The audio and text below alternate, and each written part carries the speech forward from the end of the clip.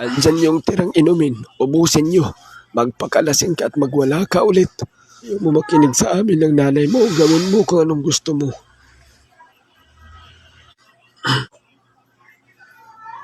Ma, pa, gusto ko sana humingi ng sorry sa nangyari. Lalasing ka na naman.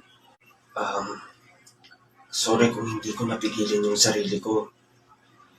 Sorry kung sinagot-sagot ko kayo. At sorry na rin kung bakit di ako nagkontrol sa sarili ko.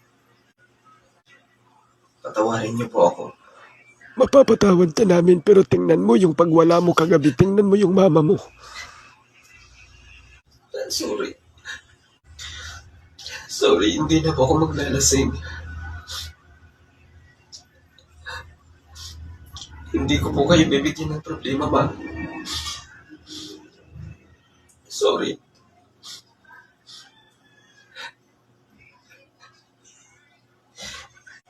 Oo, ano yung gagawin mo?